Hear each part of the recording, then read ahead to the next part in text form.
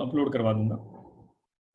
कल का अपलोड नहीं हुआ है, मैंने रिकॉर्डिंग अभी ऑन कर दिया, बट डेफिनेटली मैं कल 100% उसको अपलोड करवाता हूँ। आज का तो भी रिकॉर्ड करूंगा ना बेटा, अभी तो रिकॉर्ड करूंगा ना। ओके चलो विल स्टार्ट। कल जो डिस्कशन मैं कर रहा था that was the discussion on material cost. पहले तो मुझे बताओ, ये बात एकदम दिमाग में फिट होनी चाहिए कि आज जो मैं डिस्कशन करने जा रहा हूँ ना, थोड़ा टेक्निकल डिस्कशन है। ध्यान से सुनोगे मेरी बात को तो समझ पाओगे। जिसने कल अटेंड किया होगा वो थोड़ा ज़्यादा बेनिफिट में रहेगा, कल अटेंड नहीं किया होगा थोड़ा कंफ्यूज रह सकता है, क्योंकि अगर पहले के लेक्चर्स अगर आपके मिस आउट नहीं हुए हैं, रेगुलर लेक्चर्स देखें तो प्रॉब्लम नहीं आएगी, अदरवाइज थोड़ी प्रॉब्लम आ सकती है। But anyway well I try my best. मुझे बताओ डायरेक्ट कॉस्ट में, डायरेक्ट कॉस्ट का मतलब क्या होता है? पहले सिर्फ डायरेक्ट और इनडायरेक्ट की बात करते हैं। Just speak about. हाँ मैं करवाऊंगा Prachi, don't worry don't worry. मैं सिक्योरिटी एनालिसिस मैं नहीं कराऊंगा, शुभम सर कराएंगे आपको। Shubham sir is going to take that topic. वो सिक्योरिटीज में आता है ना, उस वजह से तो वो शुभम सर लेंगे बेटा आपका। Direct cost, indirect cost. Now listen me very carefully what I mean to say. पहले बताओ डायरेक्ट कॉस्ट का मतलब क्या, इनडायरेक्ट कॉस्ट का मतलब क्या। डायरेक्ट कॉस्ट मतलब जो भी एक्सपेंस है वो एक एक यूनिट के साथ जब आइडेंटिफाई कर सकते हो, कोरिलेट कर सकते हो, डायरेक्ट है। मतलब वो एक्सपेंस सीधा, मान के चलो मैं ये प्रोडक्ट मैन्युफैक्चर कर रहा हूँ और कोई एक एक्सपेंस है, वो सीधा ये यूनिट को जाके चिपकता है, मतलब सीधा डायरेक्टली आप यूनिट के साथ आइडेंटिफाई कर सकते हो, डायरेक्ट है। तो उसके मेन एग्जांपल्स क्या आ गए? Direct material, direct labour, direct expense. Correct है, करेक्ट है। 1-to-1 correlation, 1-to-1 correlation. तो उसका मेन एग्जांपल्स में क्या क्या आ गया? Direct material, direct labour and direct expense. Indirect मतलब क्या? जिसको हमें चिपकाना पड़ता है वो एक सीधा जाके उस यूनिट के साथ चिपकता नहीं है, जिसको चिपकाना पड़ता है वो इनडायरेक्ट है। जैसे कि रेंट की बात करें तो क्या रेंट कोई एक यूनिट की वजह से इनकर्ड होने वाला एक्सपेंस है? Of course not. जैसे कि एक फैक्ट्री है, फैक्ट्री में सुपरवाइजर की सैलरी है, तो क्या सुपरवाइजर की सैलरी, फैक्ट्री में 100 वर्कर्स काम कर रहे हैं और वो 100 वर्कर्स को सुपरवाइज करने के लिए एक सुपरवाइजर अपॉइंट किया गया है, तो क्या वो सुपरवाइजर की सैलरी क्या एक एक यूनिट की वजह से है? नहीं। लेकिन जो भी आप प्रोडक्ट मैन्युफैक्चर कर रहे हो, उस प्रोडक्ट में वो सुपरवाइजर की सैलरी का खर्चा भी तो आना चाहिए ना। प्रोडक्ट सारे खर्चों को एब्जॉर्ब करता है, प्रोडक्ट सारे खर्चों को एब्जॉर्ब करता है। तो वो जो प्रोडक्ट सारे खर्चों को जो एब्जॉर्ब करता है, तो मतलब इनडायरेक्ट कॉस्ट में होता क्या है कि वो चिपकाना पड़ता है, मतलब वो एग्जैक्टली एक एक यूनिट की वजह से न होने की वजह से उसको अलोकेट करना पड़ता है, उसको अपॉर्शन करना पड़ता है। इसी इनडायरेक्ट। डायरेक्ट और इनडायरेक्ट जब तक नहीं समझेगा तब तक आप है ना, आगे आगे आगे जो डिस्कशन करने वाला हूं ना, उस पर थोड़ी दिक्कत हो सकती है। तो डायरेक्ट इनडायरेक्ट प्रॉपरली क्लियर होना चाहिए। कल मैंने डायरेक्ट मटेरियल, इनडायरेक्ट मटेरियल का डिफरेंस समझाया था, डायरेक्ट लेबर, इनडायरेक्ट लेबर का डिफरेंस समझाया था, डायरेक्ट एक्सपेंस, इनडायरेक्ट एक्सपेंस का डिफरेंस समझाया था।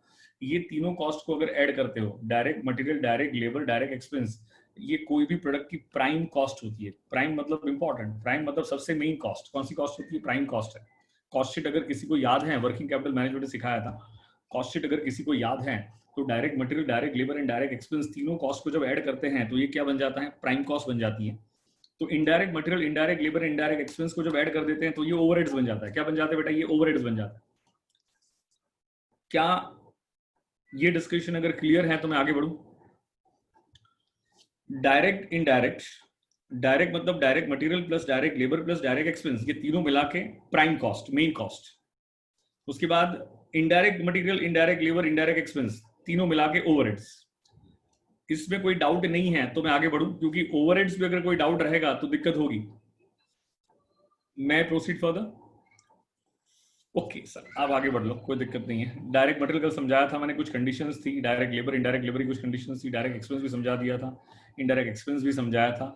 कौन कॉस्टिंग अप्लाई करता है? Trading, manufacturing and service provider. Financial तो तीनों बनाते हैं, लेकिन cost accounting is prepared only by manufacturing and service provider.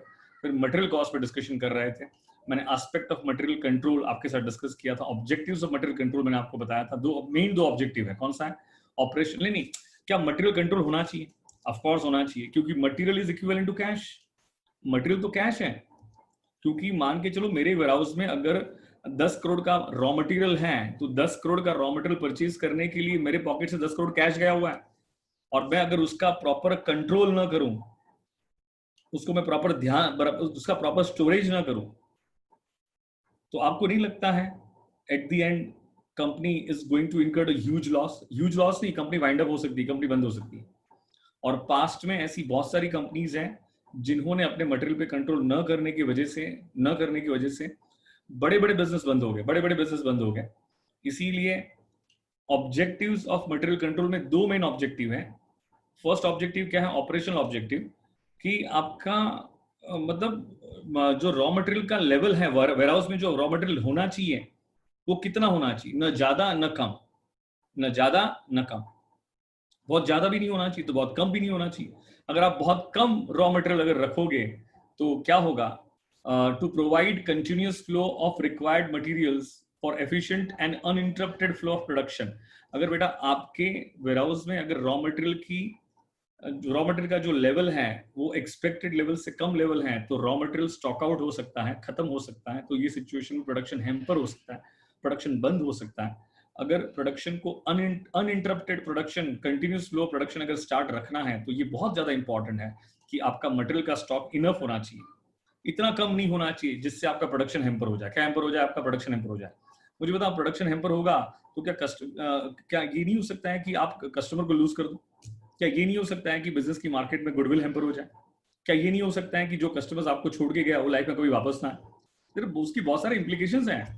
मतलब आप अगर रॉ मटेरियल कंजर्वेटिव अप्रोच रख के रॉ मटेरियल कम से कम रखने की कोशिश करते हो, और कम से कम रखने की कोशिश में अगर आपका रॉ मटेरियल का स्टॉक आउट हो जाता है, तो ये सिचुएशन में उसके जो नेगेटिव इंपैक्ट आएंगे वो बहुत बेकार हो सकते हैं।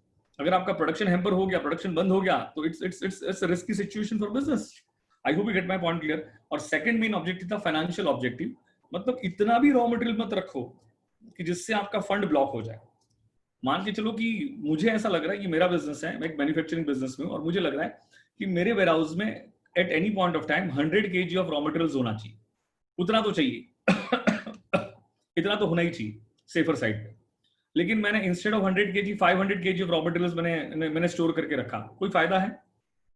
कोई मतलब नहीं बनता है, क्योंकि अगर मैं 500 kg of raw material store करके रखता हूं तो मुझे कहीं ना कहीं से पैसा उठाना पड़ेगा, और मैं कहीं ना कहीं से पैसा उठाऊंगा तो उसका इंटरेस्ट जाएगा। तो try to understand financial objective मतलब क्या? Funds blocked in the inventory should not be too high that it results in huge interest loss. आपका इन्वेंटरी में फंड उतना भी ब्लॉक नहीं होना चाहिए जिससे आपका ह्यूज इंटरेस्ट लॉस हो जाए, इंटरेस्ट का मेजर लॉस हो जाए। समझे मेरी बातों को? यहाँ पे क्या बोलने की कोशिश कर रहा हूँ मैं? तो ये बात यहाँ पे होगी। तो मैंने कल यहाँ तक का डिस्कशन किया था, मैंने वापस यहाँ पे एक बार कुछ छोटी छोटी बातें कर दी। अब बात कर रहा हूँ लेबर कॉस्ट पे। किससे बात कर रहा हूँ? लेबर कॉस्ट पे। ध्यान देना। मुझे बताओ लेबर कॉस्ट का मतलब क्या होता है? लेबर कॉस्ट का मतलब क्या होता है? Wages paid to workers plus all other benefits because of employments. बेटा सिर्फ उसको जो वेजेस दे रहे हैं वही लेबर कॉस्ट का पार्ट नहीं बनता है, और उसके अलावा उसको जितने भी हम बेनिफिट्स देते हैं वो सारे बेनिफिट्स भी किसका पार्ट बन जाता है? लेबर कॉस्ट का पार्ट बन जाता है। मुझे बताओ, हाँ मतलब ये जो कॉन्सेप्ट है, in this concept we need to understand benefits received by workers due to employment, और manufacturers point of view what is the cost of labour to manufacture that particular product. मतलब हमें ये कॉन्सेप्ट में, ये topic में पढ़ना क्या है? हमें ये टॉपिक में यही पढ़ना है कि हम बिकॉज ऑफ एम्प्लॉयमेंट वर्कर्स को कितना कितना बेनिफिट दे रहे हैं, हम वर्कर्स को कितना लेबर, हाँ वर्कर्स को कितना वेजेस पे कर रहे हैं, और कंपनी के पॉइंट ऑफ व्यू, मैन्युफैक्चरर के point of view cost of labour कितनी आ रही, कॉस्ट ऑफ लेबर कितनी आ रही। मुझे बताओ, वर्कर्स को अगर हम डेली वेजेस 500 रुपीज का दे रहे हैं, डेली वेजेस कितना दे रहे हैं? 500 रुपीज का दे रहे हैं, प्लस उसके पीछे हम चाय पानी का एक्सपेंस 10 रुपए का कर रहे हैं। करेक्ट है? पूरे दिन में वो 10 रुपए का चाय पानी पी जाता है। तो मुझे कॉमन सेंस अप्लाई करके बताओ, कॉस्ट टू दी कंपनी क्या उसको जो 500 रुपीज दिया वो होगा कि 510 होगा? कॉस्ट टू दी कंपनी जो उसको 500 रुपीज पे किया गया वो है कि 510 है? अब मेरी बात को समझे, मैं क्या समझाने की कोशिश कर रहा हूँ कि वेजेस पेड टू वर्कर्स तो 500 है, लेकिन उसके ऊपर अगर उसको कोई भी बेनिफिट दिया जाता है तो वो भी किसका पार्ट बनता है? वो भी आपके लेबर कॉस्ट का ही पार्ट बनता है। किसका पार्ट बनता है? लेबर कॉस्ट का ही पार्ट बनता है। तो आपकी टोटल लेबर कॉस्ट कितनी होगी? आपकी टोटल लेबर कॉस्ट जो होगी वो कितनी हो जाएगी? 510। You all agreed with this? हाँ सर, हम इस बात से एग्रीड है, कोई दिक्कत वाली बात नहीं। आगे बढ़ो। Labour cost means compare wages with productivity. Compare wages with productivity. Labour cost का मतलब क्या होता है कि आप वेजेस को प्रोडक्टिविटी के साथ कंपेयर करो। वेजेस को किसके साथ कंपेयर करो? प्रोडक्टिविटी के साथ कंपेयर करो। मेरी बातों को ध्यान से सुनना, समझ में आएगा आपको। हम वर्कर्स को एक दिन का वेजेस पे कर रहे हैं, 1 डे का वेजेस पे कर रहे हैं 200 रुपीज। कितना पे कर रहे हैं? 200 रुपीज। और उस पे वो 10 यूनिट्स प्रोड्यूस कर रहा है। कितना प्रोड्यूस कर रहा है? 10 यूनिट्स प्रोड्यूस कर रहा है। तो मुझे कॉमन सेंस अप्लाई करके बताओ, लेबर कॉस्ट पर यूनिट कितना आया? लेबर कॉस्ट पर यूनिट कितना आया? 20 रुपीज आएगा ना। अगर हम उसको 200 रुपीज पर डे वेजेस दे रहे हैं और वो उसमें 10 यूनिट्स प्रोड्यूस कर रहा है, तो मुझे बताओ लेबर कॉस्ट पर यूनिट कितना आएगा? 20 रुपीज आएगा कि नहीं आएगा? बोलो हाँ ना? हाँ आएगा। Now company decided to give 50 rupees का बोनस टू लेबर्स। कंपनी ने डिसाइड किया। चलो एक क्वेश्चन मैं आपसे पूछता हूँ, ठीक है? आप मुझे ध्यान से बताना। कंपनी जब भी कॉस्ट की बात करेगी तो कॉमन सेंस अप्लाई करके बताओ, कंपनी के point of view cost maximum होनी चाहिए कि मिनिमम होनी चाहिए? कंपनी के पॉइंट ऑफ व्यू अगर हम कॉस्ट की बात करें, कंपनी के पॉइंट ऑफ व्यू अगर हम कॉस्ट की बात करें, तो कंपनी के point of view cost max होनी चाहिए कि कम से कम होनी चाहिए? अगर कंपनी को अपना प्रॉफिट इंक्रीज करना है, अगर कंपनी को अपना प्रॉफिट इंक्रीज करना है, तो कंपनी की कॉस्ट मिनिमम से मिनिमम होनी चाहिए, क्योंकि जितना खर्चा कम होगा उतना प्रॉफिट बढ़ेगा। कॉमन सेंस है, जितना खर्चा कम करोगे उतना प्रॉफिट बढ़ेगा। अग्रीड?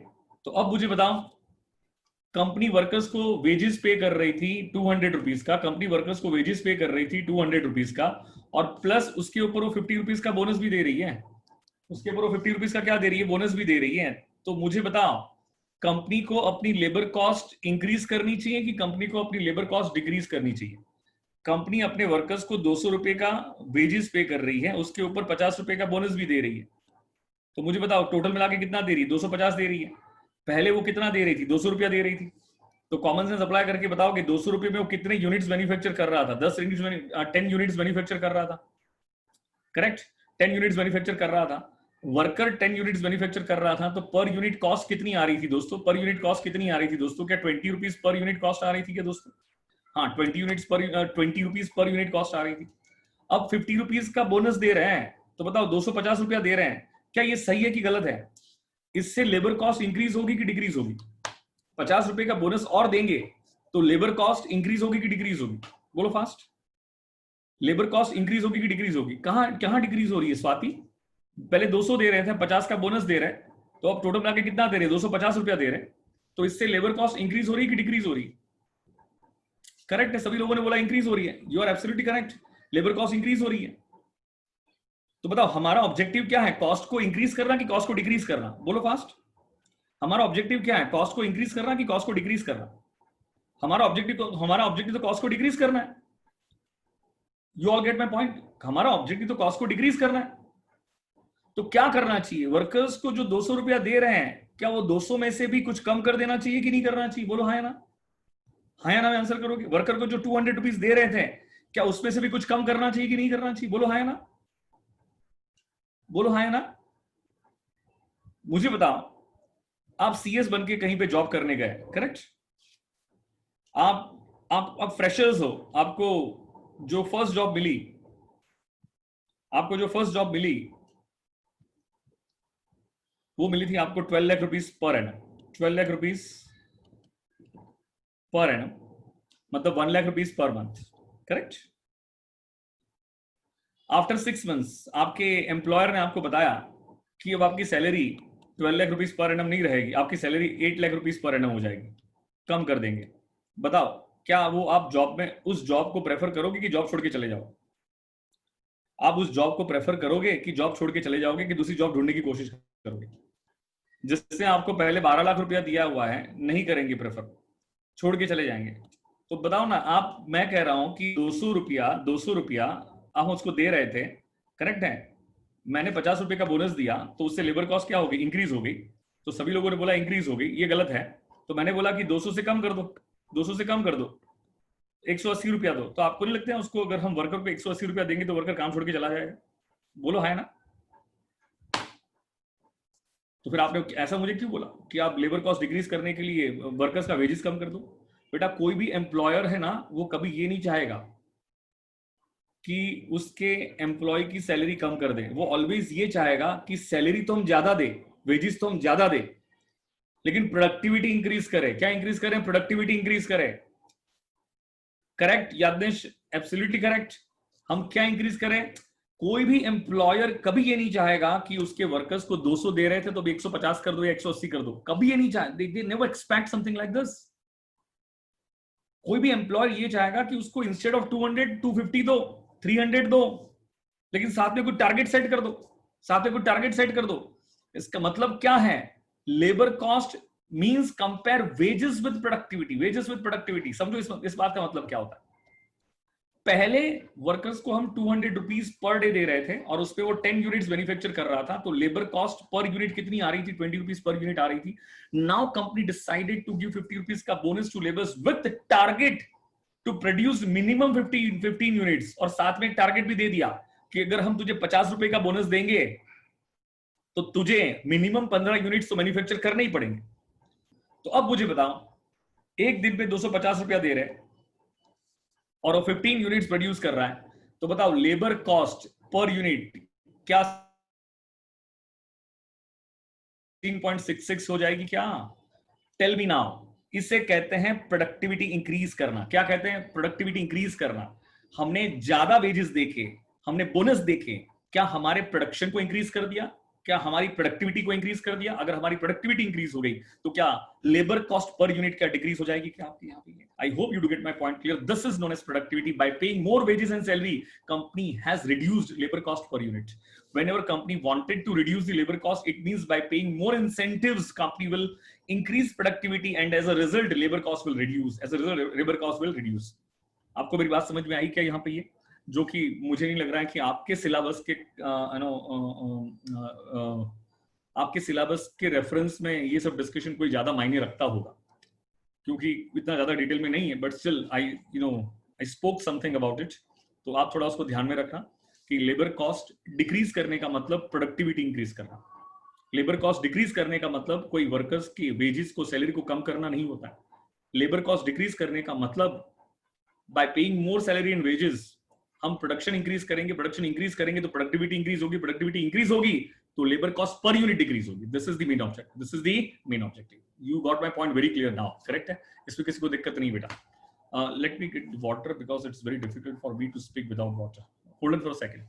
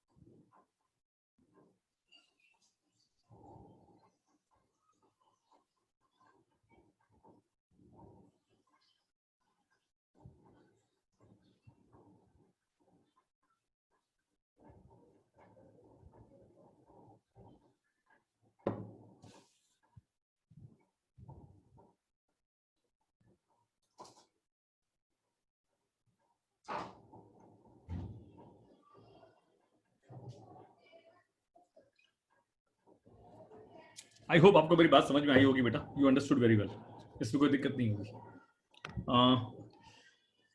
डायरेक्ट लेबर का मतलब मैंने कल ही समझा दिया था। What is direct labour? Laborers who directly involved in production activity, that is labor cost which can be conveniently identified to units of products, that is wages paid to workers, wages paid to workers, wages paid to workers. ये मैंने कल ही discuss किया था, इसको वापस discuss करने की जरूरत नहीं।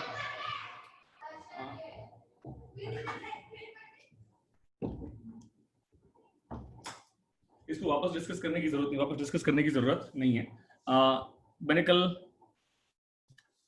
नहीं, ये YouTube पे अपलोड नहीं होगा दोस्त। ये जो अपलोड होगा, हाँ YouTube पे अपलोड होगा, सॉरी YouTube पे अपलोड होगा, लेकिन अपनी रेगुलर चैनल पे अपलोड नहीं होगा। ये एक दूसरी चैनल पे अपलोड होता है। तो उसकी लिंक तेरे पास पता नहीं, उसकी लिंक, उस चैनल का नाम है यूनिक एकेडमी रिवीजन 2020, ऐसा कुछ है, ठीक है? यूनिक एकेडमी रिवीजन 2020 ऐसा कुछ है उसका बेटा। तो वहां पे ये अपलोड हो जाएगा। इनडायरेक्ट लेबर भी कल मैंने समझा दिया था, तो ये समझाने की जरूरत नहीं बेटा। आगे बढ़ता हूँ, लेट मी प्रोसीड फर्दर। हाँ, अब यहाँ पे थोड़ा ध्यान देना, मैं कुछ डिस्कशन करने जा रहा हूँ। ये अभी रिसेंट अमेंडमेंट है आपके सिलेबस में, जिसमें उन्होंने ऐड किया था। हाँ, मैंने लिंक शेयर किया था, कभी तो शेयर किया होगा बेटा लिंक। ये रिसेंट अमेंडमेंट है आपके सिलेबस का, तो ध्यान से सुनना मेरी बात को। पहले मैं यहां से स्टार्ट करता हूँ। Time recording. मुझे बताओ, हम भी जब ऑफिस में unique academy has number of मतलब अभी तो जो कि स्टाफ कम हो गया, लेकिन अभी तो, लेकिन जब यूनिक एकेडमी कोरोना के पहले जब कहें तो स्टाफ में almost 15 people were working for unique academy, excluding faculties. तो वो जो 15 लोगों का स्टाफ था, मुझे बता वो कौन से टाइम पे आ रहा है, कौन से टाइम पे जा रहा है। तो उसके लिए हमने क्या किया था, एक फिंगरप्रिंट मशीन इंस्टॉल करवाया था।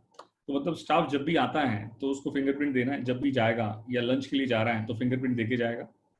तो बताओ इसे क्या कहते हैं, ऐसा क्यों रखा गया हो? ये फिंगरप्रिंट मशीन पहले हम मैन्युअली रखते थे, रजिस्टर में, मतलब रजिस्टर में रिकॉर्ड करो, रजिस्टर में एंटर करो। मतलब जो भी स्टाफ आएगा वो रजिस्टर में क्या कर देगा, अपनी एंट्री कर देगा, कौन से कितने टाइम पे, नहीं कौन से टाइम पे आया है, कब आया है, वो नोट करेगा।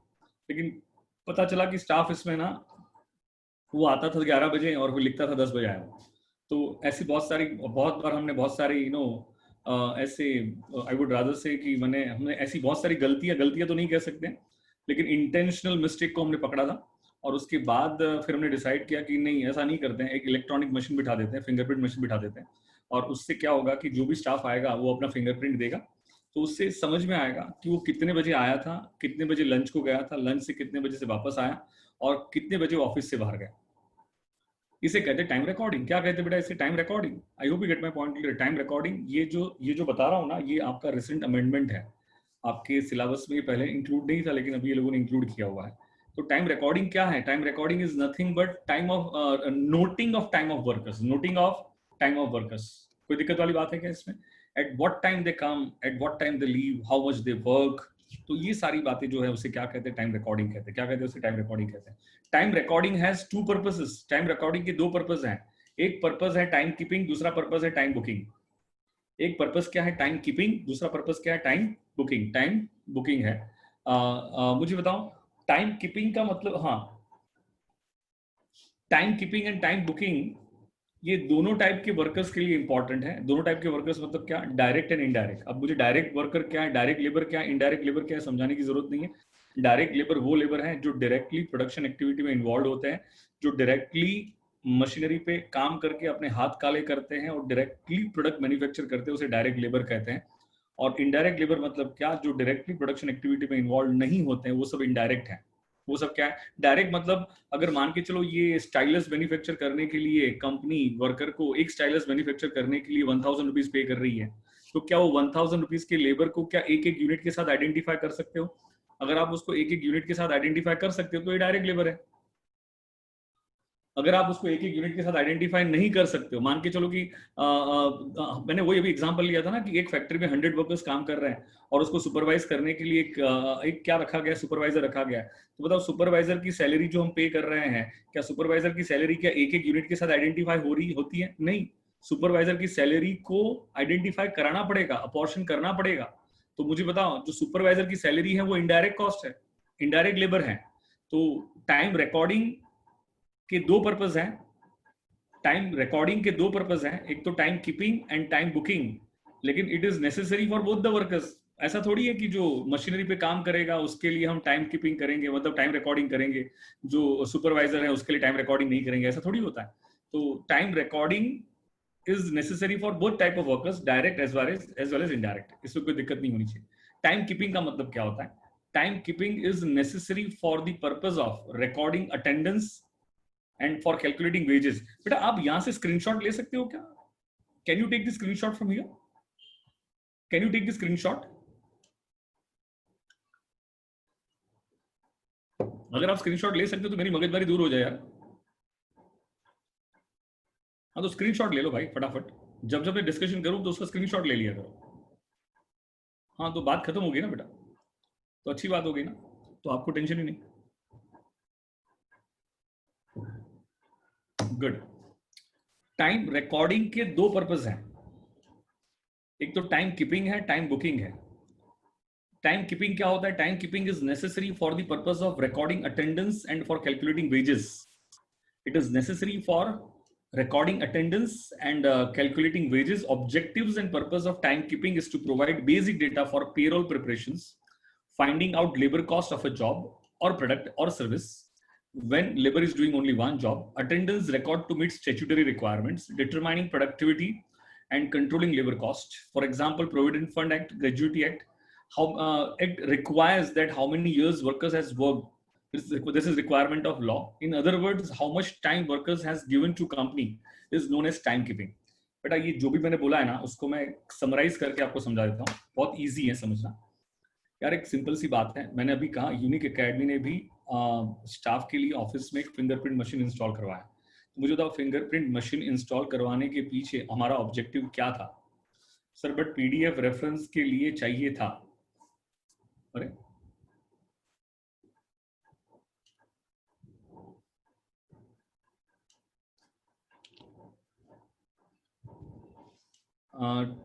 पीडीएफ रेफरेंस के लिए चाहिए था, लेकिन अगर वो तो खुद खींचेगा तो पीडीएफ ही बन जाएगा ना वो फोटो भी।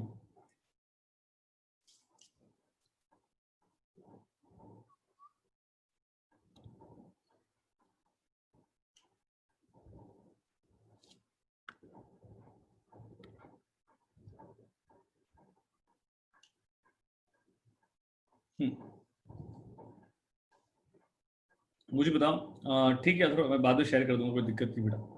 मुझे बताओ, मैं अभी है ना इसको समराइज करके आपको समझा देता हूँ, बहुत इजी है समझना, बहुत easy, it's very easy to understand. Listen be carefully now.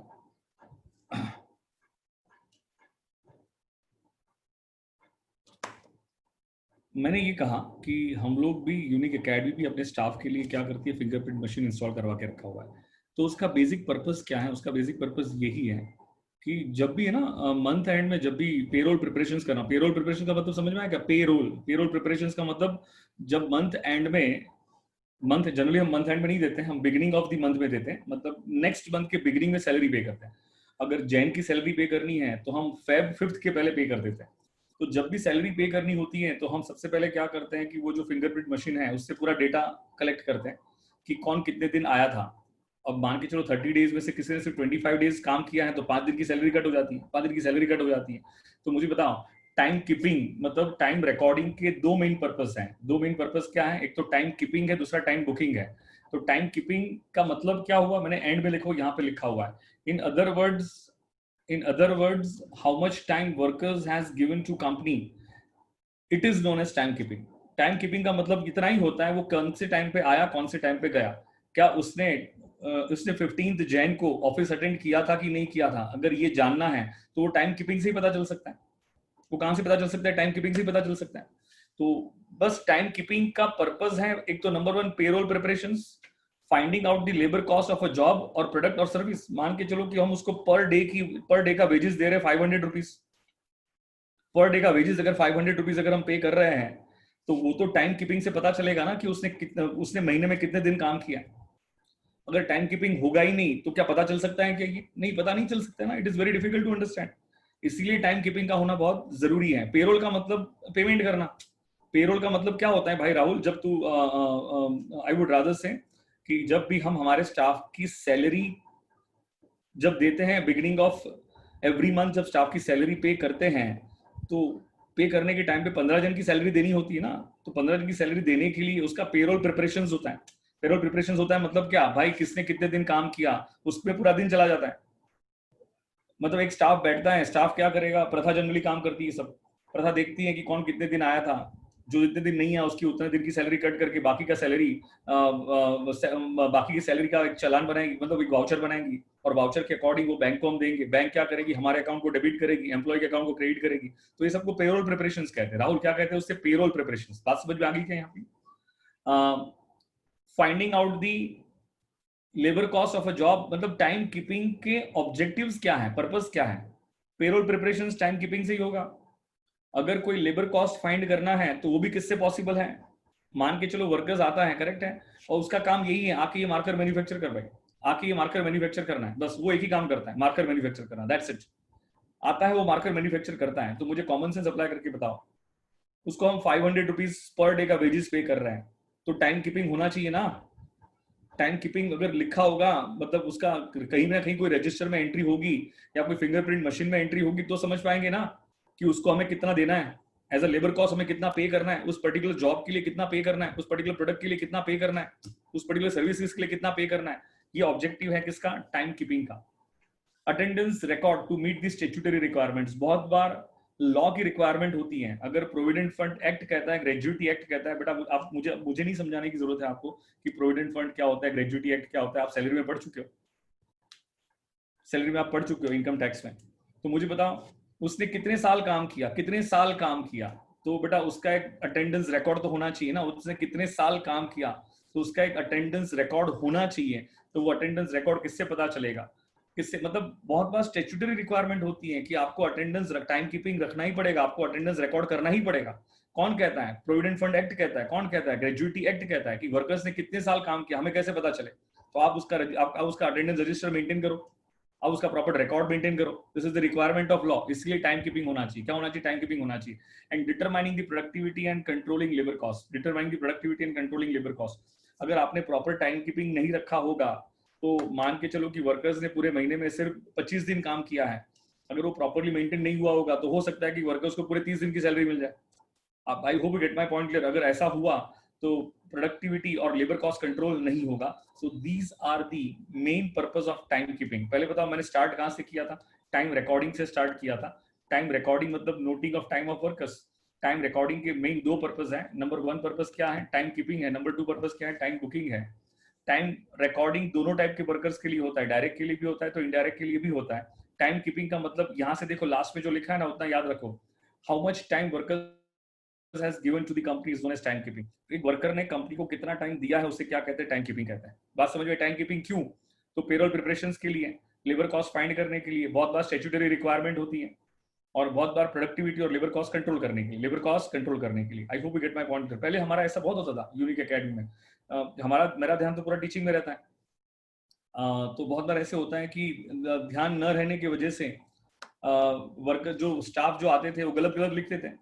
अब गलत गलत लिखेंगे तो क्या होगा ना कि उसने अगर महीने में 20 दिन काम किया है तो हो सकता है 25 दिन की सैलरी चली जाए, 25 डेज की सैलरी चली जाती थी। तो मुझे बताओ लेबर कॉस्ट कंट्रोल हो रही है कि लेबर कॉस्ट इंक्रीज हो रही है? लेबर कॉस्ट तो इंक्रीज हो रही है, अननेसेसरी इंक्रीज हो रही है, बिगर काम के पैसा दे रहे थे। इसके बाद हमने फिंगरप्रिंट मशीन इंस्टॉल करवाया तो उससे क्या हुआ, सब ऑटोमेटिक कंट्रोल हो गया ना। अभी फिंगरप्रिंट मशीन में तो आपकी फिंगरप्रिंट होगी, आप पता ही चलेगा ना, आप जो टाइम पे आए होंगे वो टाइम दिख जाता है फिंगरप्रिंट मशीन में, और फिंगरप्रिंट मशीन गलत थोड़ी बोलेगी। तो फिंगरप्रिंट मशीन इंस्टॉल करा के हमने क्या कर दिया? लेबर कॉस्ट कंट्रोल किया। क्या कंट्रोल किया? जो अननेसेसरी अनप्रोडक्टिव कॉस्ट जो जा रही थी, बिगर काम के जो पैसा दे रहे थे, उसको हमने कंट्रोल करना स्टार्ट किया। तो these are the objectives for time keeping.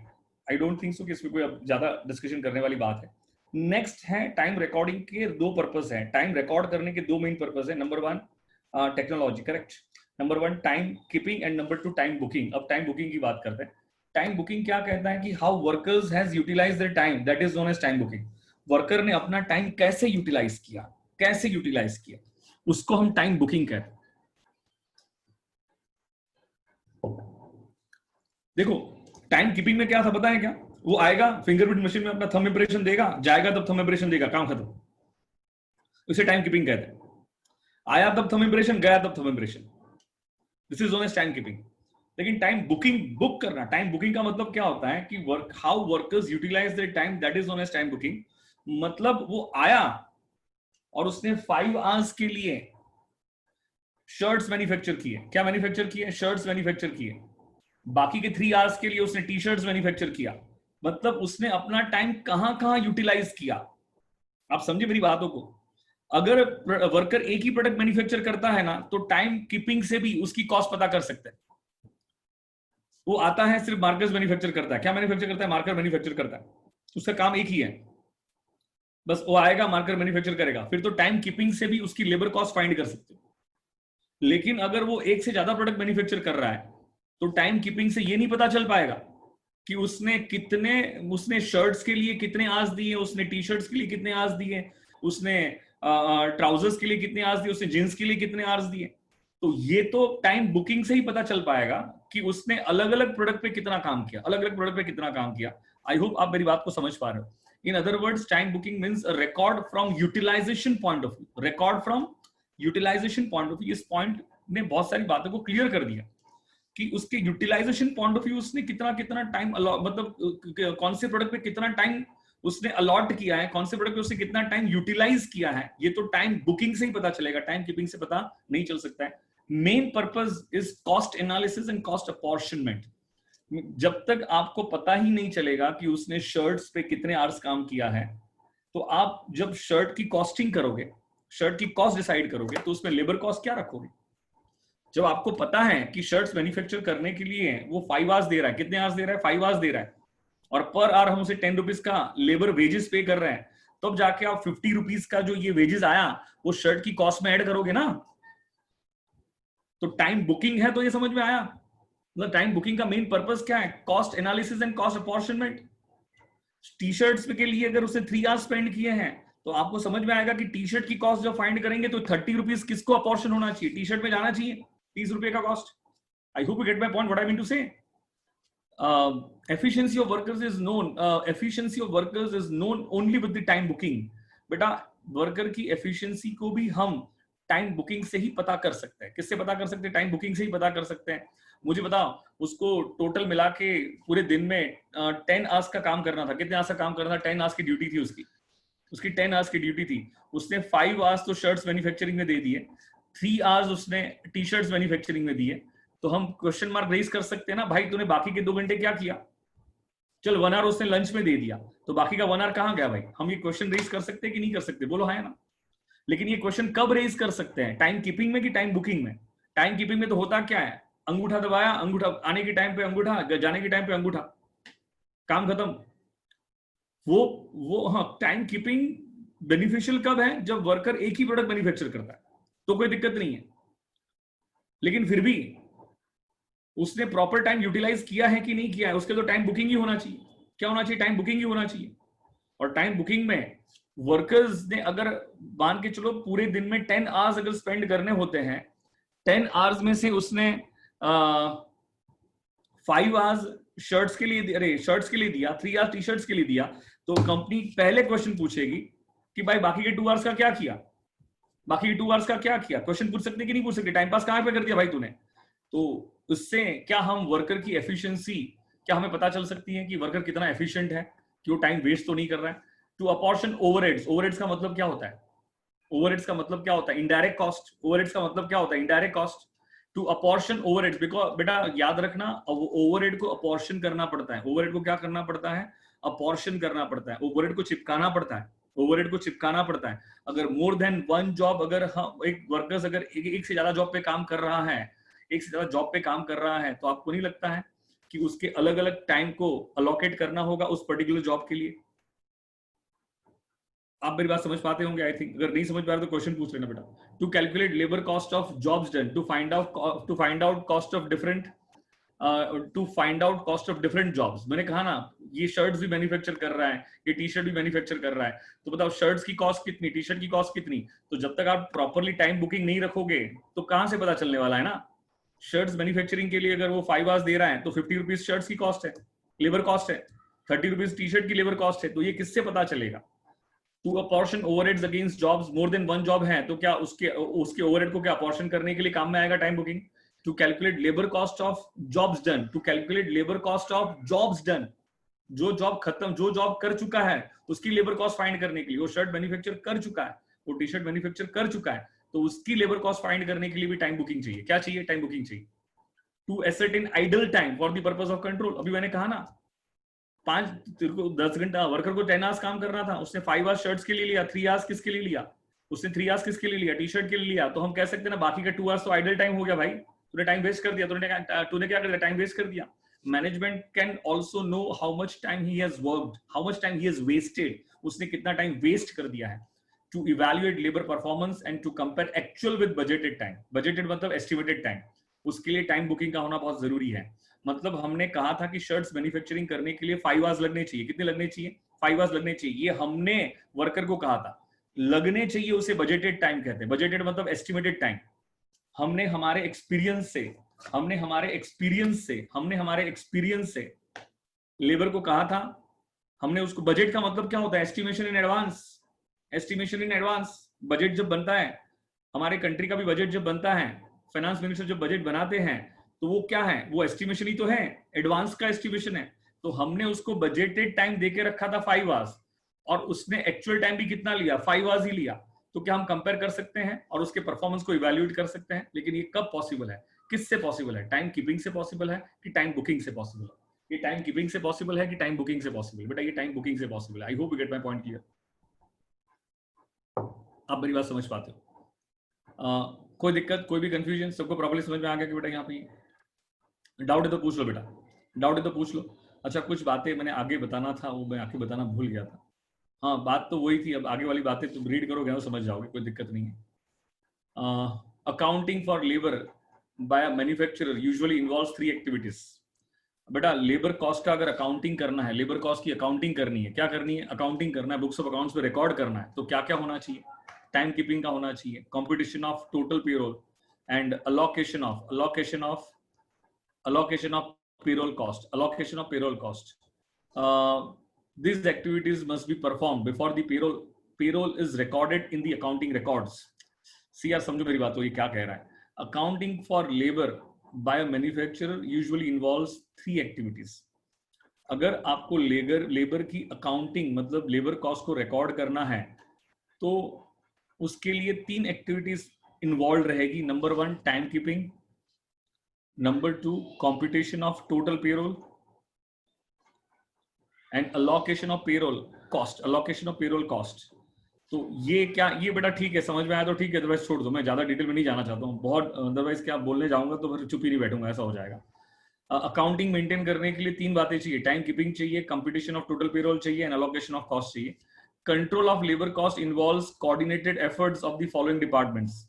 अगर लेबर कॉस्ट को कंट्रोल करना है तो नीचे दिए हुए सारे डिपार्टमेंट्स के कोऑर्डिनेटेड एफर्ट्स चाहिए, तब जाके लेबर कॉस्ट कंट्रोल हो सकती है। एक तो नंबर 1 पर्सनल डिपार्टमेंट है। पर्सनल डिपार्टमेंट की रिस्पॉन्सिबिलिटी होती है वर्कर्स को हायर करना, लेबर्स को हायर करना, स्टाफ को हायर करना। मुझे बताओ, जब पर्सनल डिपार्टमेंट लेबर्स को हायर करेगा तो क्या हायर सैलरी पे हायर करेगा, हायर वेजेस पे हायर करेगा? तो कैसे हायर करेगा? वो ऑलवेज ये चेक करेगा कि मार्केट में क्या वेजेस दिया जाता है, बाकी के मैन्युफैक्चरर क्या वेजेस पे करते हैं, बाकी के मैन्युफैक्चरर्स क्या सैलरी देते हैं। तो उसके अकॉर्डिंग वो अपना बेंचमार्क डिसाइड करते हैं, उसके अकॉर्डिंग वो भी डिसाइड करते हैं कि हमें हमें कितनी सैलरी देनी चाहिए, हमें कितना वेजेस देना चाहिए। आजकल इसको एचआर डिपार्टमेंट भी कहते हैं। कौन सा डिपार्टमेंट कहते हैं? आजकल इसको एचआर डिपार्टमेंट भी कहते हैं। तो ये हो गया आपका पर्सनल डिपार्टमेंट। लेबर कॉस्ट को अगर कंट्रोल करना है तो ये सारे डिपार्टमेंट्स के कोऑर्डिनेटेड एफर्ट्स चाहिए। Industrial engineering department, time office department, payroll department and cost department. तो ये सब सिर्फ याद रखना। इन माय ओपिनियन ये कोई इतना ज्यादा इंपॉर्टेंट नहीं है, ठीक है, समझ में आया, लेकिन इतना सिर्फ याद रख लेना कि अगर आपको अगर लेबर कॉस्ट कंट्रोल करनी है तो इन सारे डिपार्टमेंट के कोऑर्डिनेटेड एफर्ट्स होने चाहिए। इंपॉर्टेंट आपका ये हो जाएगा टाइम रिकॉर्डिंग में time keeping and time booking, time keeping and time booking. बस ये 2 बातें बराबर से याद रखना।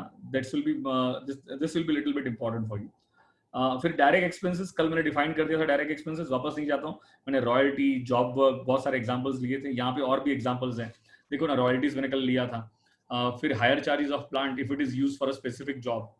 अगर कोई स्पेसिफिक जॉब के लिए अगर आप कोई मशीन हायर करके कोई प्लांट कोई मशीन हायर पे लेके आए हो तो वो मशीन की हायर कॉस्ट क्या उस पर्टिकुलर जॉब की क्या डायरेक्ट कॉस्ट बन जाएगी, क्या डायरेक्ट एक्सपेंस बन जाएगा? क्या जॉब वर्क है, सेल्समैन कमीशन है, क्या आपका सेल्समैन कमीशन है which is based on unit sold, travelling and hotel and other incidental expenses हैं incurred on a particular contract. यार इस पे डिस्कशन करने जाओ तो बहुत डिस्कशन हो सकता है। चलो बताओ, ये कैसे डायरेक्ट एक्सपेंस हुआ? पहले बताओ डायरेक्ट एक्सपेंस का मीनिंग क्या होता है? चलो डिस्कस कर ही लेते हैं। डायरेक्ट एक्सपेंस का मीनिंग क्या होता है? बोलो फटाफट। पहले बताओ डायरेक्ट एक्सपेंस का मीनिंग क्या होता है, फास्ट।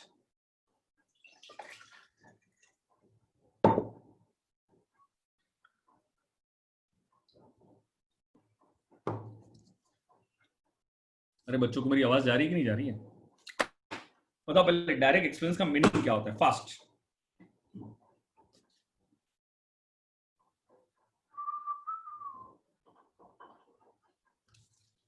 अरे मैंने कुछ क्वेश्चन पूछा यार, कुछ भी अथर्व।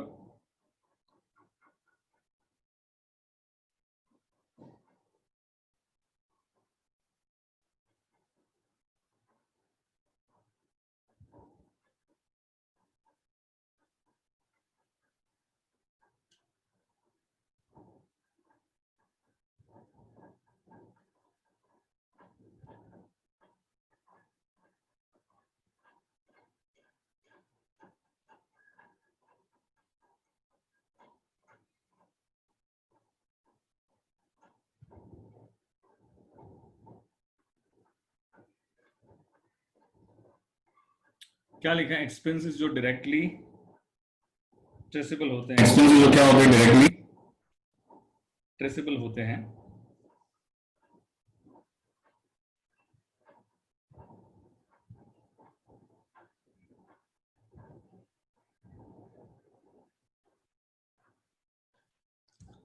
एक एक आउटपुट के साथ जो आइडेंटिफाई कर सकते हैं, directly traceable to the output, जो सीधा जाकर कॉस्ट नहीं। यार आपने मुझे पहले बताओ एक्सपेंस का मतलब क्या होता है?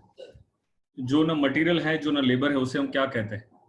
जो ना मटेरियल है जो ना लेबर है उसे हम क्या कहते हैं?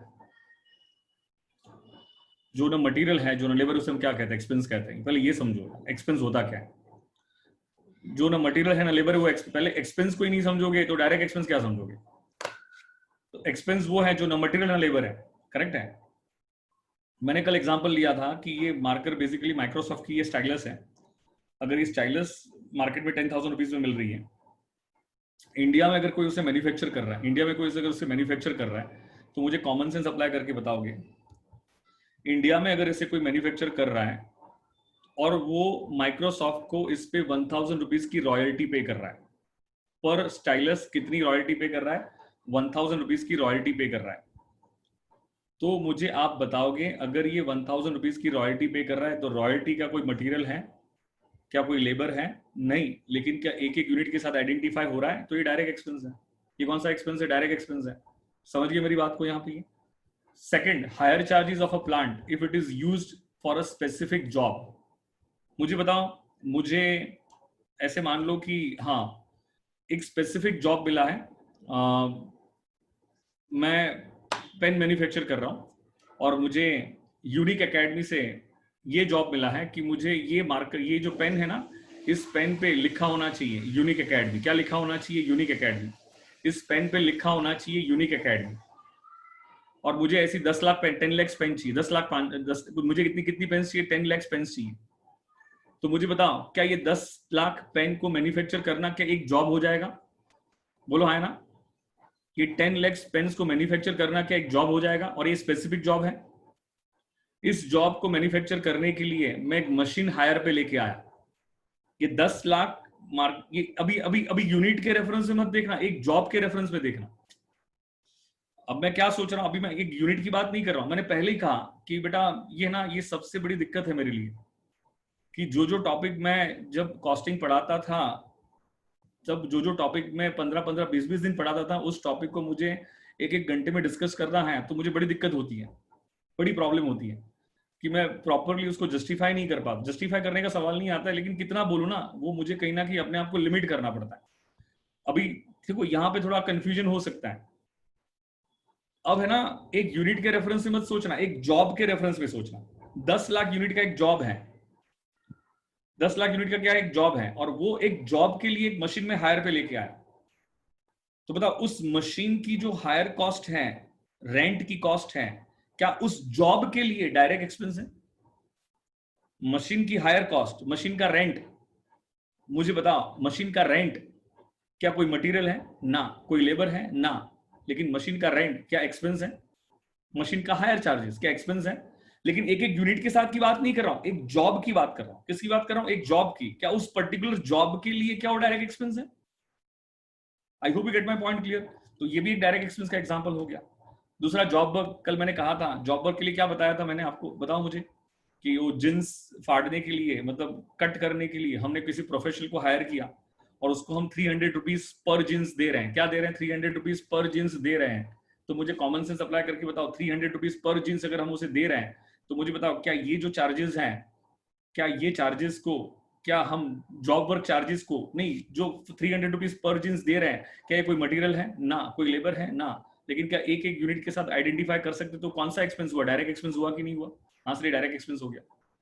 सेल्समैन को हम कमीशन दे रहे हैं, सेल्समैन को क्या दे रहे हैं? हम कमीशन दे रहे हैं। उसको कहते हैं कि तू एक यूनिट बेच, तुझे हम 100 रुपया देंगे। एक यूनिट बेचने में तुझे 100 रुपीज कमीशन मिलेगा। तो मुझे बताओ क्या 100 रुपीज कमीशन कोई मटेरियल है? कोई लेबर है? ना। तो एक्सपेंस है। और वो एक्सपेंस क्या एक एक यूनिट के साथ आइडेंटिफाई हो रहा है? तो डायरेक्ट एक्सपेंस है। तो ये भी समझ में आया कि आपको यहाँ पे मान के चलो कि मैं अब्बड़ सर और मोदी सर पार्टनरशिप में काम कर रहे हैं। हम एक बिजनेस कर रहे हैं, करेक्ट है। हम एक बिजनेस कर रहे हैं और एक क्लाइंट के साथ दिल्ली में एक मीटिंग थी, क्लाइंट के साथ दिल्ली में एक मीटिंग थी। हाँ करेक्ट है बेटा, सिर्फ हर बार यूनिट नहीं होता है, बहुत बार जॉब भी होता है, बहुत बार जॉब भी होता है राहुल। जैसे मैंने यहाँ पे जो एग्जांपल लिया था, यूनिट वाला नहीं था, ये जॉब वाला था। किसका था? एक जॉब के लिए डायरेक्ट था, करेक्ट है। यूनिट के लिए तो इनडायरेक्ट ही था, लेकिन जॉब के लिए डायरेक्ट था। ठीक है, अभी वो ज्यादा डिटेल में नहीं जाता हूँ क्योंकि जॉब कॉस्टिंग एक पूरा अलग सा टॉपिक था यार। लेकिन मैं नहीं बोलता हूँ तो मुझे अपने आप को ऑकवर्ड फील होता है, इसलिए मैं थोड़ा बोल लेता हूँ। तो आप मुझे बताओ, मैंने ये कहा मैं अब्बर सर और मोदी सर तीनों मिलके एक पार्टनरशिप फॉर्म रन कर रहे हैं। और मैं दिल्ली में क्लाइंट के लिए साथ मीटिंग के लिए गया, मतलब दिल्ली में क्लाइंट था, उसके साथ एक मीटिंग फिक्स हुई थी। तो बताओ पुणे से दिल्ली गया तो क्या ट्रैवलिंग एक्सपेंसेस होगा? हाँ होगा। वहां पे होटल में जाके रुका तो क्या होटल एक्सपेंसेस आएंगे? आएंगे। दूसरे दूसरे और सारे इंसिडेंटल एक्सपेंसेस भी आ सकते हैं। इंसिडेंटल एक्सपेंसेस मतलब वहां पे रहा, खाना पीना, ये बाकी सारे खर्चे, तो वो सारे उसको सब कहते हैं इंसिडेंटल एक्सपेंसेस। वो क्लाइंट के साथ मीटिंग फाइनलाइज हो गई, जॉब फाइनलाइज हो गया, मतलब उसने कहा ठीक है हम आपको कामकाज देंगे, जो भी है कॉन्ट्रैक्ट हम आपको देंगे। तो मुझे बताओ, जो कॉन्ट्रैक्ट में फाइनलाइज करके आया था उसके लिए क्या मैं दिल्ली गया था? तो दिल्ली का ट्रैवलिंग एक्सपेंस, दिल्ली का hotel expense and other incidental expenses, आपको नहीं लगता है ये कोई मटेरियल नहीं है, कोई लेबर नहीं है? तो क्या इस कॉन्ट्रैक्ट के लिए जो फाइनलाइज करके आया हूं, क्या उस कॉन्ट्रैक्ट के लिए क्या वो डायरेक्ट है? कॉन्ट्रैक्ट की बात कर रहा हूं, क्या कॉन्ट्रैक्ट के लिए क्या डायरेक्ट एक्सपेंस है क्या? तो उसे हम क्या कहते हैं? डायरेक्ट एक्सपेंस कहते हैं। बात समझ में आई कि बेटा आपको यहाँ पे? तो मैं कैसे कैसे कौन से रेफरेंस पे बात कर रहा हूँ? क्या you get my point very clear? क्या आपको मेरी बात समझ में आ रही है कि नहीं आ रही बेटा? ओके, अब मेरी बातों को समझना। दूसरा क्या होता है? Indirect expense. दूसरा क्या होता है? Indirect expense. अभी इनडायरेक्ट एक्सपेंस बेटा ये थोड़ा मैंने इसीलिए डिटेल में लिया क्योंकि अभी जो डिस्कशन आगे चल के मुझे करना है ना, वो डायरेक्ट इनडायरेक्ट के बेस पे ही है। किसके बेस पे? आपके डायरेक्ट इनडायरेक्ट के बेस पे ही है। Indirect expenses are those expenses which can not B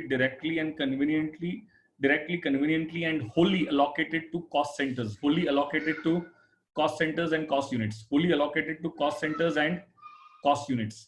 Listen me very carefully.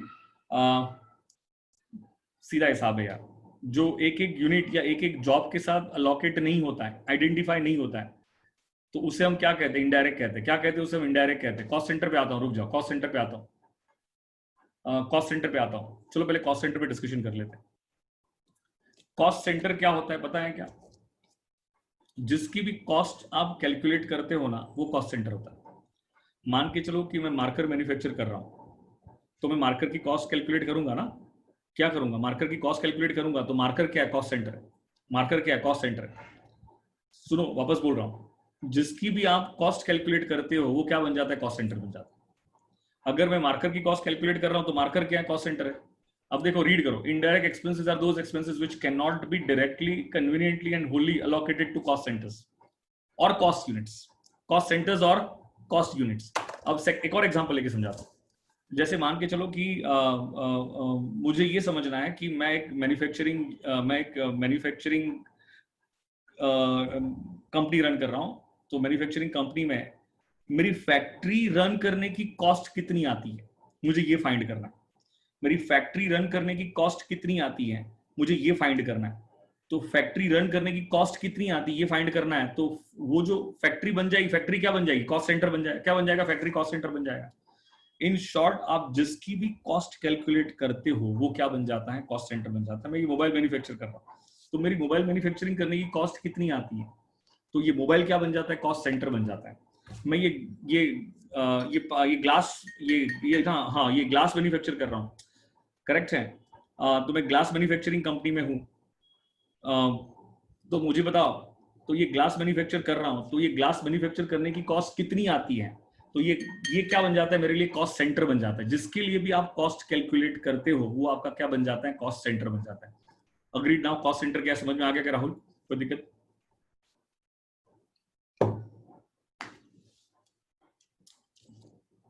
अब मुझे बताओ, रेंट है, डिप्रिसिएशन है। बताओ, रेंट क्या एक एक यूनिट की वजह से होता है? क्या रेंट का खर्चा, अगर मैं 10 लाख मार्कर्स मैन्युफैक्चर कर रहा हूँ या 10 लाख पेन्स मैन्युफैक्चर कर रहा हूँ और फैक्ट्री का रेंट पे कर रहा हूँ, 2 लाख रुपए का फैक्ट्री का रेंट पे कर रहा हूँ, तो मुझे कॉमन सेंस अप्लाई करके बताओगे क्या 2 लाख रुपए का फैक्ट्री का रेंट क्या एक एक यूनिट की वजह से है ना? तो एक एक यूनिट की वजह से नहीं है। तो ये क्या बन गया? आपका इनडायरेक्ट एक्सपेंस बन गया। क्या बन गया? आपका इनडायरेक्ट एक्सपेंस बन गया।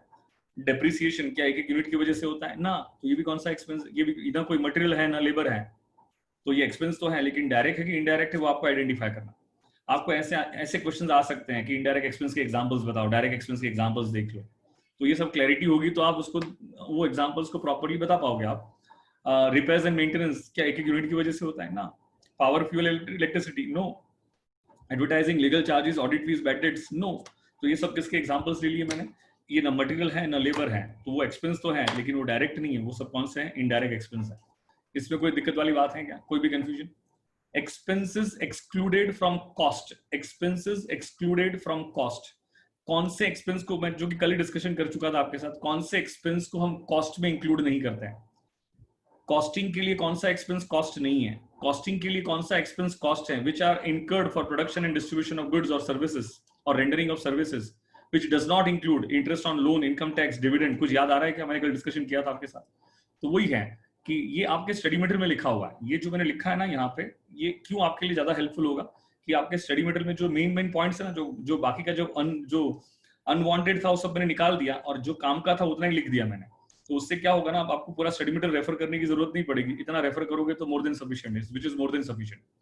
तो एक्सपेंसेस एक्सक्लूडेड फ्रॉम कॉस्ट में क्या क्या आएगा, इंटरेस्ट पेड और रिसीव्ड, ये तो सब फाइनेंसिंग एक्टिविटी का पार्ट है ना, तो ये कॉस्टिंग के लिए कॉस्ट नहीं है, कॉस्ट ये एक्सपेंस तो है लेकिन कॉस्टिंग के लिए कॉस्ट नहीं है। डिविडेंड रिसीव्ड ऑन इन्वेस्टमेंट, ये भी कॉस्टिंग के लिए कोई कॉस्ट नहीं है। रेंट रिसीव्ड, ये भी कोई कॉस्टिंग में काम में आता नहीं है। प्रॉफिट और लॉस ऑन इन्वेस्टमेंट, इससे कोई लेना, कॉस्टिंग को इससे कोई लेना देना ही नहीं है। ट्रांसफर फीस रिसीव्ड, कोई लेना देना नहीं है। Income tax paid, it is not because of production, it is because of profit, तो इनकम टैक्स भी एक्सपेंस तो है लेकिन कॉस्ट नहीं है। डिविडेंड पेड, डिविडेंड तो प्रॉफिट की वजह से पे होता है, dividend is contingent on profit, तो ये एक्सपेंस तो है लेकिन कॉस्टिंग के लिए कॉस्ट नहीं है।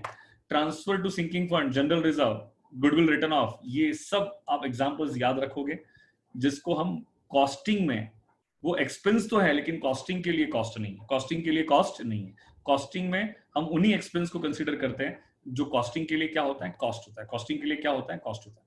इसमें कोई भी दिक्कत या कोई भी कंफ्यूजन बेटा आपको यहाँ पे सब समझ में आ रहा है क्या? अपॉर्चुनिटी कॉस्ट, मुझे लग रहा है कि मैं एफएम में बहुत डिटेल में समझा चुका हूँ आपको अपॉर्चुनिटी कॉस्ट। कोई बता पाएगा अपॉर्चुनिटी कॉस्ट क्या होता है?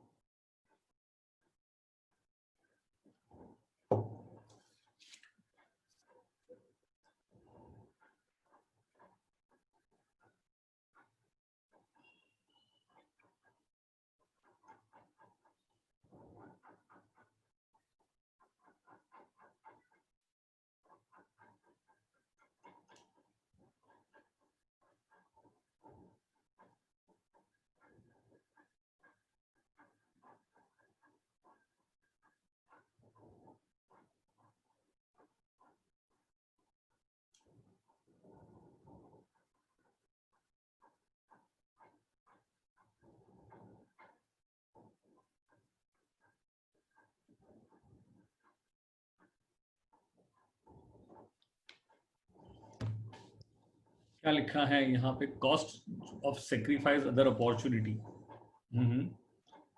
कुछ पाने के लिए कुछ खोना पड़ता है, वाह भाई वाह, तो भाई शायरी करता है भाई यज्ञेश।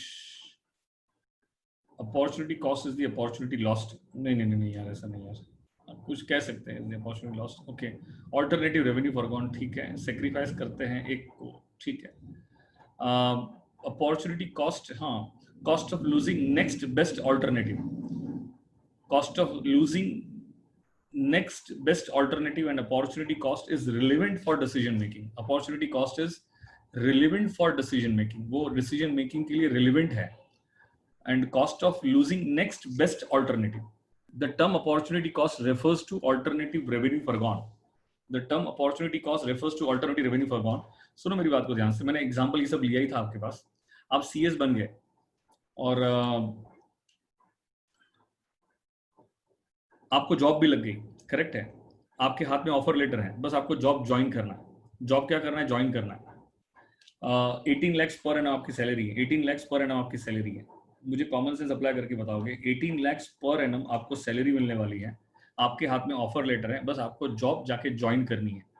लेकिन अचानक से आपने डिसाइड कर लिया, करेक्ट, कि हम जाके, अभी मैं सीएस तो बन गया हूँ, अभी मैं 2 इयर्स का एमबीए करूंगा, तो बताओ 2 इयर्स का एमबीए करोगे तो उसकी कॉस्ट कितनी आएगी, 16 लाख रुपीज आएगी। कितनी आएगी, 16 लाख रुपीज आएगी।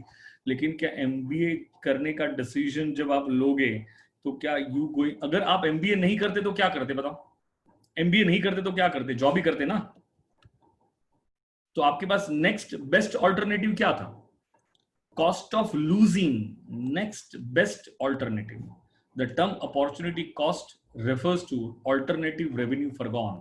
Alternative revenue forgone. अगर आप एमबीए नहीं करते तो आप जॉब ही करते हैं. अगर आप एमबीए नहीं करते तो आप जॉब ही करते हैं. तो अगर आप जॉब ही करते हैं तो मुझे कॉमन सेंस अप्लाई करके बताओ, अगर आप जॉब ही करते हैं तो मेरा कहना आपसे ये है, क्या आप अगर जॉब ही करते हैं तो बेसिकली है ना, कॉस्टिंग में और फाइनेंशियल अकाउंटिंग में ये सब अपॉर्चुनिटी कॉस्ट इतनी काम में नहीं आती, लेकिन एफएम में तो आपने कैपिटल बजटिंग में उसका बहुत डिटेल एप्लीकेशंस किया हुआ है. तो एफएम के पॉइंट ऑफ व्यू और जनरली कॉस्टिंग के पॉइंट ऑफ व्यू, जो कि कॉस्टिंग आपको इतना डिटेल में नहीं है, इसीलिए opportunity cost is relevant for decision making. अगर आप एमबीए करने का डिसीजन लेते हो तो ये 36 लाख की कॉस्ट जो है ये रिलेवेंट है डिसीजन मेकिंग के लिए. तो सिर्फ आप इतने सेंटेंस याद रख लेना, तो that will be more than sufficient. मुझे बताओ, एक और एग्जांपल ले सकते हैं. बैंक में मेरे पास 10 लाख की एफडी थी, करेक्ट है? तो 10 लाख की एफडी थी और मैंने वही पैसा विड्रॉ करके एक बिजनेस में इन्वेस्ट कर दिया, और मुझे उस 10 लाख की एफडी पे मुझे 10% इंटरेस्ट मिल रहा था. कितना मिल रहा था? 10% इंटरेस्ट मिल रहा था. तो हाँ, करेक्ट है, मैनेजमेंट ऑफ रिसीवेबल्स, करेक्ट है, यू आर राइट राहुल. मुझे 10 लाख की एफडी पे 10% इंटरेस्ट मिल रहा था. तो बताओ इंटरेस्ट कितना मिल रहा था? 1 लाख रुपीज का इंटरेस्ट मिल रहा था कि नहीं मिल रहा था? बोलो हाँ या ना. अब मैं उसी एफडी को विड्रॉ करके बिजनेस में इन्वेस्ट कर रहा हूं. तो क्या आपको नहीं लगता है कि अगर मैं पैसा बिजनेस में इन्वेस्ट नहीं करता तो बैंक की एफडी में रहता, तो वहां से क्या 10% इंटरेस्ट आता? बोलो हाँ या ना. तो कहने का मतलब ये है कि by investing this amount in my business, by investing this amount somewhere else, I am losing that opportunity. कौन सी अपॉर्चुनिटी लूज कर रहा हूं? Alternative revenue foregone. कि अब वो बैंक की एफडी से इंटरेस्ट आने वाला नहीं है, तो this is relevant for decision making. जब भी आप डिसीजन लोगे तो इसके लिए रिलेवेंट होगा. उसके अगेंस्ट में आती है imputed cost, hypothetical cost, notional cost. Imputed cost, hypothetical cost, notional cost मतलब क्या? नकली कॉस्ट. आप सिर्फ सोच रहे हो, ख्याली पुलाव बना रहे हो.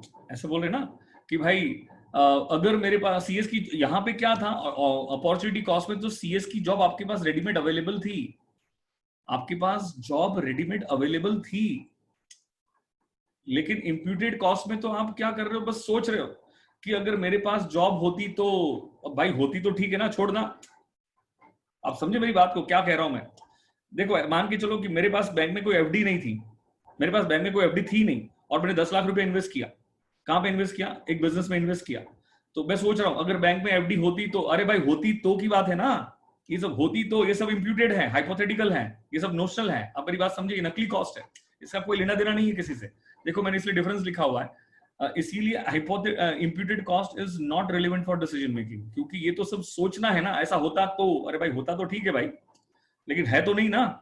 इसीलिए अपॉर्चुनिटी कॉस्ट और इंप्यूटेड कॉस्ट में डिफरेंस क्या है? Opportunity is available. Opportunity cost में अपॉर्चुनिटी अवेलेबल है, जॉब अवेलेबल है, जॉब अवेलेबल है. और यहाँ पे तो कोई अपॉर्चुनिटी अवेलेबल नहीं है, सिर्फ सोच रहे हैं. अगर जॉब होती तो क्या होता?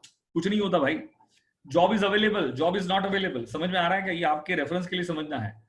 आ रहा था और नहीं आया. सी, मैं थोड़ा हिंदी में लिख दिया, आ रहा था और नहीं आया. मतलब कहते हैं ना कि 36 लाख आ ही रहा था लेकिन नहीं आया. क्योंकि अगर मैं 2 साल का एमबीए करने जाऊंगा और मुझे एक साल में कितनी सैलरी मिलने वाली थी? 18 लाख. तो बताओ 2 इयर्स में कितना मिलेगा? 36 लाख मिलेगा ना. तो आ रहा था और नहीं आया. आई hope you get my point clear. Bank में एफडी थी, करेक्ट है, कुछ पाने के लिए कुछ खोना पड़ता है, करेक्ट है. बैंक में एफडी थी और वो एफडी विड्रॉ करके मैंने बिजनेस में इन्वेस्ट कर दिया. तो जो आ रहा था अब वो नहीं आएगा. वो अपॉर्चुनिटी आ सकता था. ये क्या है? मतलब इसमें क्या था? इसमें इंप्यूटेड कॉस्ट में क्या है? वो आ सकता था. अरे भाई ठीक है यार. तो इसीलिए opportunity cost is relevant for decision making, where is imputed cost is not relevant for decision making. Rent for own premises example, सबसे बेस्ट एग्जांपल है. मेरी प्रीमाइसेस है, करेक्ट है, मैं मेरी प्रीमाइसेस में बिजनेस कर रहा हूं. नहीं, अगर मैंने ये रेंट पे देके रखा होता तो मुझे रेंट मिलता. अरे भाई ये तो सब सोचने वाली बात है ना, ये तो सब सोचने वाली बात है. इसीलिए ये किस में जाता है? आपके इंप्यूटेड कॉस्ट में जाता है. किस में जाता है? आपको इंप्यूटेड कॉस्ट में जाता है. आई होप आपको मेरी बात समझ में आई होगी। मैं एक लास्ट पॉइंट डिस्कशन कर लेता हूँ आपका, उसके बाद बाकी का डिस्कशन हम कल करेंगे कॉस्ट शीट से। कहाँ से करेंगे? कॉस्ट शीट से कल डिस्कशन करेंगे। मुझे बताओ, चलो अभी से ये कल डिस्कशन करते हैं। ये सिंपल सा है, production overheads and acquisition, quite simple. तो guys will see you tomorrow.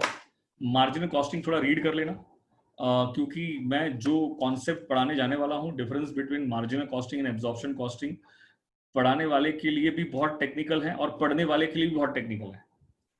और उसके लिए आपको ये थोड़े कॉस्ट का बेसिक नॉलेज होना जरूरी था, इसीलिए मैंने पहले कॉस्ट पे डिस्कशन कर लिया। करेक्ट है? तो क्या आप कॉस्ट का थोड़ा बेसिक नॉलेज होगा ना, तो ही जाके आप मेरे वो डिस्कशन को समझ पाओगे।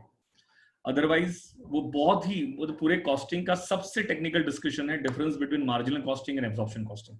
वो तुरंत समझ में नहीं आता है।